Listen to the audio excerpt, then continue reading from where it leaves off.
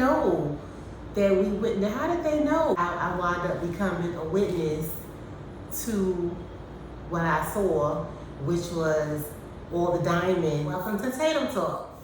So, I know it's been more than 3 days. I said I would get right back with the answers to the options that was chosen in 3 days.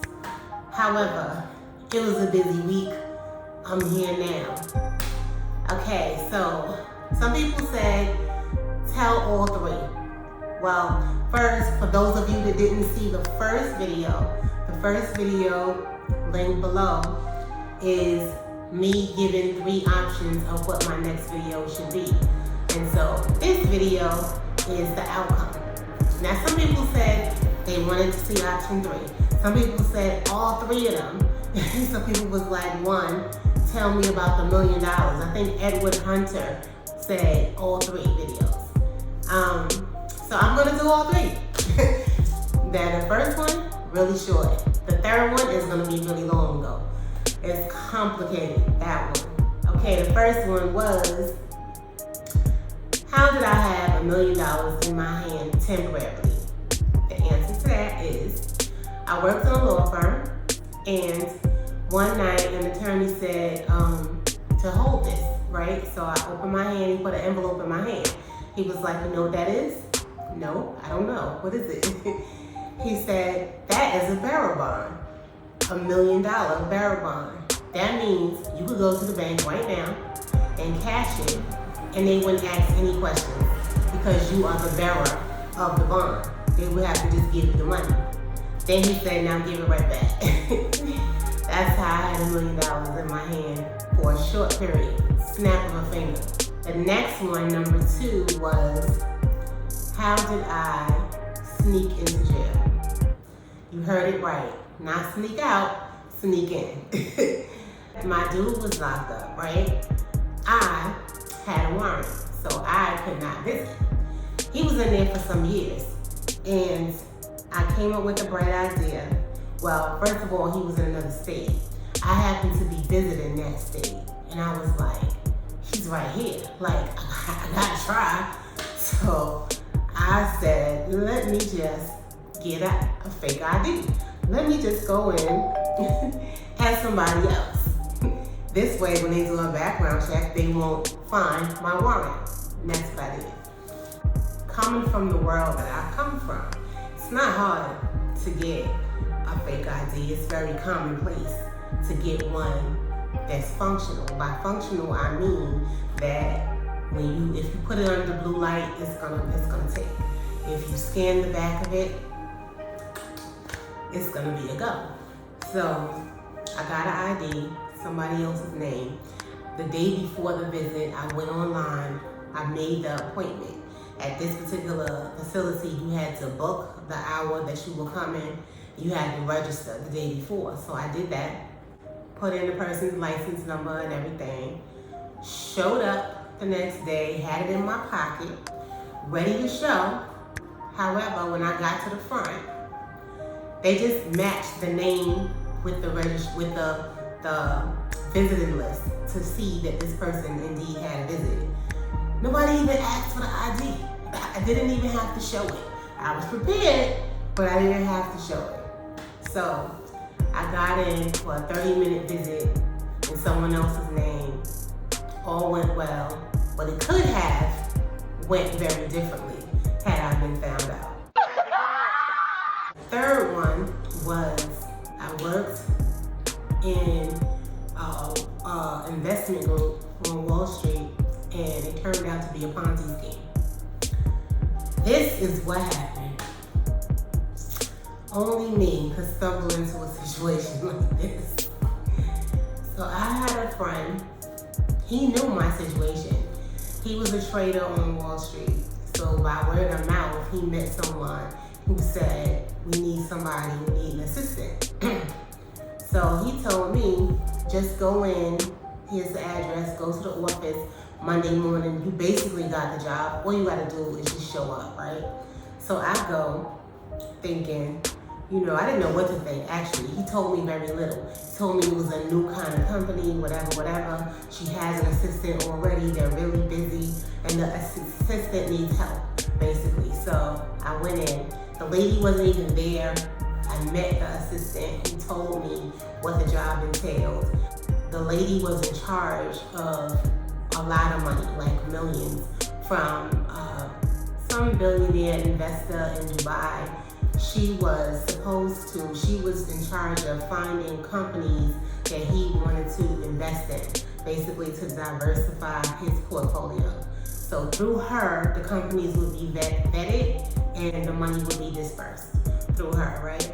So my job was to just, all the clients that were applying for this investment loan, I was to make sure they had all their information, that they sent it in a timely manner, and then just when it comes in, just put it in a folder for them. So basically liaise with the client. They had to send in all types of stuff, like, proof of their business, business license, articles of incorporation, valuations, a non-disclosure agreement, whatever other documents, like 15 different things they had to have.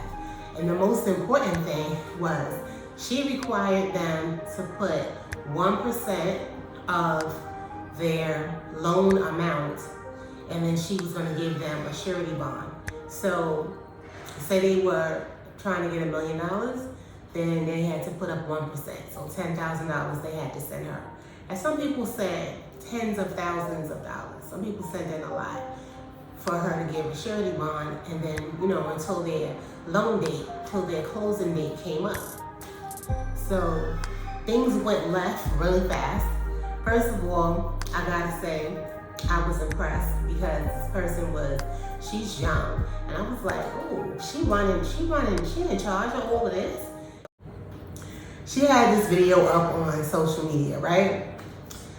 And I got there, I'm thinking, first I saw the video before I went in to the office to start work. When I got there, I thought all these people work for her. I was like, oh, she got a big office, big conference room, she got reception desk, she got all these people. It wasn't that. I found out within a couple of days, it was a Regis office. But at first, I didn't know, I wasn't familiar with what Regis was. So it turned out, if you don't know, it's one of those co-working spaces. So Regis is like the first one that did it though. Like they're like the originator of co-working spaces. And now WeWork came way after, and all these other ones came way after. I had my own desk with a computer and a phone, and I shared it with her assistant. So it was 2 desks in an office. And at first I was thinking that this was our office within the bigger office, but it wasn't. It was just this office was all that we had. Like this was the company right here. So I had met this woman only twice, okay? And I talked to her various times, but only through FaceTime, only through video conferencing. She actually came into the office only once in the beginning, and then once, I think another time. I saw her in person like 2 times. So basically, I was there, mind you, I was there under an alias, right? Because I had a warrant at this time. My friend was hooking me up so I could get a job. However, there was an issue. I couldn't get paid at my alias name.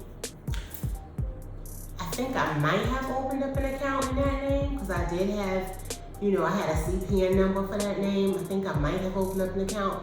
But for the most part, I can't remember what happened with that, whether it worked or didn't work. But the thing is, it wasn't checks. It wasn't direct deposit. The lady wanted to wire. She wanted to wire my payment. That's how she was paying people. She was wiring money to their account, which I thought was crazy. But I told her, I just made up a story. I was like, oh, I can't have a bank account right now because I owe money to the bank from a prior account I had years ago.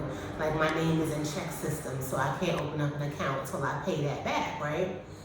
So I convinced her to pay me through the mutual friend, the guy that got me the job. I said, just wire it to his account instead, and then he'll pay me, which worked out. He took out minus taxes and he gave me, the balance. So that was how I got paid. Still, I'm there under this alias. My name was Kelly. Everybody refers to me as Kelly. I filled out an application just for formality's sake. Like I didn't really have to. It wasn't required to get the job. I already had the job. And then she just was like, the assistant was like, oh, can you just fill this out so we could just have your social and stuff. So I filled it out in the alias name. I put the CPN in place of the social. She put it in the file cabinet. She had me answering the phone. She had me, speaking to the clients and stuff. And then the following week, she took off. She went to Zurich. The lady sent her to Zurich to open up accounts, investment accounts or something. She was gone. I was in an office by myself. It wasn't until, I want to say, a month maybe or so later, things started to become kind of fishy because these people that I was speaking to all the time, they would ask for her, they would leave messages for her. She would not return people's phone calls. She was horrible at returning people's phone calls. I used to give her all the messages at the end of the night, and the next day or 2 days later, the same people would call again, and she'd say no, she never contacted me, she never called. So what happened was she was, postponing, like say they gave their 1% investment amount, the surety bond she was giving them turned out to be fake, and they were promised a closing date for their loan so they could be funded. That date would get pushed back, and this would happen to everybody. Their date would keep getting pushed back. So finally, these calls was getting irate. Like the more they called, the more upset they got. To the point where I didn't even want to answer the phone because I had people yelling at me every day about their money and where's their loan and when is the closing gonna be and how come I can't get her on the phone. It was crazy. So eventually the Attorney General called because now people were calling the Attorney General. They were making complaints. They was online filing under rip-off reports and those scam sites where you make complaints. They was writing all of this stuff up there. And she had people from all over the country. She had people in Australia calling. She had people in Africa that gave money. She had people in London, Colombia. She had people all over the world that was calling this office, okay? The Attorney General called. One day I answered the phone and they asked for her, and of course, she wasn't there. And the lady made a reference, like a snide remark type of thing, like, oh, I heard that she's never here. I knew that immediately thereafter, or very shortly, probably within a couple of weeks, that office was gonna be raided. FBI! Please sit down, put your hands, legs, be seated, shut up! I figured they were probably gonna come in to grab the computers and grab the documents and grab whatever they could grab for evidence, and she was gonna be arrested. That was the vibe that I felt. That's what her assistant felt. That's what, that was the vibe. I didn't even want to come to work because I didn't want to keep answering the phone. I remember being there the last few days and literally looking at the caller ID. Like I wouldn't answer anymore because it was heartbreaking. This one man called from Africa. He had given $30,000 and he was practically in tears on the phone, pleading, I need my money back. Please tell her to call me. I have daughters, they are in college in the States and I owe tuition money. I don't want them to get expelled. I don't want them to be embarrassed. Please, I need my money back. And I wanted to help, but I couldn't do anything. All I could do was just pass the message along to her, and I knew she wasn't gonna call back. So I felt horrible. I didn't want to even answer the phone because I couldn't help these people. She stopped paying us payroll. She owed us maybe a month in payroll. At this particular time, the holidays was coming, I remember that. I remember speaking to her and trying to appeal to her softer side, like, oh, it's the holidays and you haven't paid us, and if you could just send something, like I need something to get through Thanksgiving. I convinced her to send me through Western Union to my alias name, like part of my pay, like 500 something. She sent me something, I don't remember how much it was, 500, 800. She did do that much. One of the last things she asked me to do while I was still coming in the office was to book a limo to pick up these clients that were coming from Colombia. She wanted the limo to pick them up at the airport and drop them to their hotel because they had scheduled a meeting in the office with her. I said, are you sure you don't want to cancel this meeting? Because I knew that she wasn't going to show up. I knew she hadn't been in the office. Like, I knew she wasn't going to show up. So she said, go ahead and book it. Like, go ahead and so in my mind, I was like, I'm done. Like, I'm not going to be in this office when these men come from Colombia. The Colombians are coming. Like, I'm not going to be the only one sitting here while they're looking for somebody. She had like $1 million of their money. I'm like, I'm not going to be here. These are the Colombians. This is how much she defrauded them from. You see, it says a Colombian real estate developer, $113 million in financing that was earmarked for a planned resort in Cartagena. She duped them out of more than 113. She was a potential source of funding with access to capital from Middle Eastern banks. That was her storyline, that she had money coming from Dubai. And she convinced them to enter into a loan agreement. They would receive financing totaling $113 million. They paid an upfront advance fee of over $1 million to secure a bond. Just days after receiving the advance fee, it said she shuttered the doors. She went on an extravagant shopping spree, buying Porsches, a co-op apartment in Palm Beach, designer clothes, dining out, all of this stuff. Yeah, they were coming. So I went in the file cabinet, took out the application that I filled out that had my alias name and whatever information on it. That was my only link to having work there. I wiped down the computer, the fingerprints of me on the keyboard, and I wiped the telephone down, I wiped down everything, even the light switch when I left, because I knew I wasn't coming back.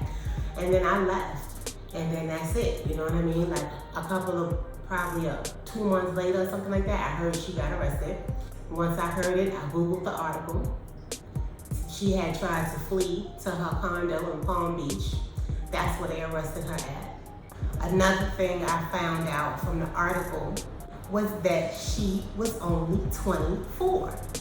She was 24 and she was doing the most. She was talented, she was a good talker. She was a really good talker, very charismatic. She sounded confident, like she knew what she was talking about. She knew she was well versed in financial verbiage. She was amazing. Like, you would have thought she was at least 40. The way she came across on the phone, the way she came across even in the teleconference videos, like, she spoke a couple of languages, about 3 different languages. You would not have known this girl was 24. I couldn't believe it when I found out. I got an email to my alias email that I had made up for this name. And it was an attorney, trying to ask me about the office, so basically trying to figure out how much I knew, or I guess it was, could I support her, or could I answer some questions. I didn't even respond, because for what? As far as I know, y'all can't find me. Y'all don't even know who I was. So I basically didn't respond, and that was it. That was the end of it. That's all I heard of it. So yeah, I was this close to getting caught up in another federal indictment while I was already on a federal indictment. That would have been crazy. I found myself in these situations. There was another time, I won't even go into that story now. That's for another video. But I wound up being the witness to a robbery. Tiffany's, the jewelry store, Tiffany's got robbed. Why? Out of all the law firms, you had to walk into the one where I work. You had to know somebody here, witness to what I saw, which was all the diamonds, jewelry, rings, a bunch of stuff from Tiffany. But in 1994, this street was home to one of the biggest heists in New York City history. Here, more than $1 million in gems snatched from display cases at Tiffany's. We were subpoenaed. Like I had to testify. I always wind up being someplace where I shouldn't be. I don't want to be no more witnesses. I don't want to go to no more courtrooms. I don't want to sit in front of no more judges. Like, I am done. That's the three situations of the story. Thank you for watching. Hit like, y'all.